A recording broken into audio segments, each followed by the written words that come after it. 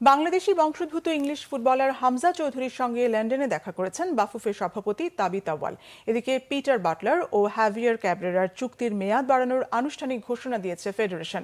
English footballer Hamza Chowdhury বাংলাদেশের জার্সিতে খেলার আগ্রহ প্রকাশের পর থেকেই বাড়ছে অপেক্ষার প্রহর। কবে আসবেন লেস্টার সিটিতে খেলা বাংলাদেশি বংশোদ্ভূত এই তারকা ফুটবলার?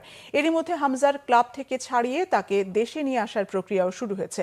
বাফুফে আশা করছে আগামী মার্চে এএফসি এশিয়ান কাপ বাছাই পর্বে ভারতের বিপক্ষে ম্যাচেই লাল সবুজের জার্সিতে মাঠে নামবেন হামজা চৌধুরী।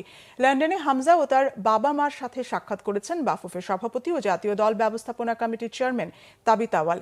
কিং পাওয়ার স্টেডিয়ামে দেখেছেন লেস্টার সিটি ও ক্রিস্টাল প্যালেসের ম্যাচ। তাবিথ আউয়ালের সঙ্গে আলোচনায় হামজা জানান দ্রুতই বাংলাদেশে জাতীয় দলের হয়ে খেলতে চান তিনি।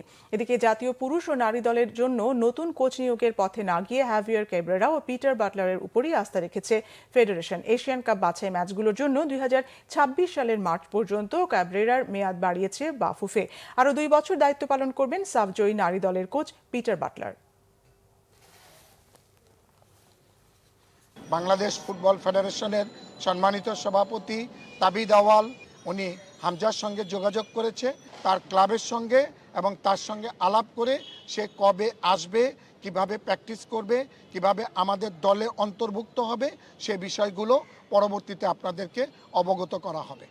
হ্যাভিয়ার ক্যাব্রেরা আমাদের বাংলাদেশ জাতীয় ছেলেদের ফুটবল দলের সম্মানিত কোচ, এবং তার সঙ্গেও আমাদের কথা হয়েছে। আমাদের সামনে যে খেলাগুলো রয়েছে এশিয়ান কোয়ালিফাই, এই খেলাটা যাতে করে আমরা তাকে দিয়ে শেষ করতে পারি, যার জন্য আমরা নতুন কারোর সঙ্গে কথা বলি নাই, তার সঙ্গেই আলাপ আলোচনা করে তার সঙ্গে আমরা পুনরায় কন্ট্যাক্ট করেছি।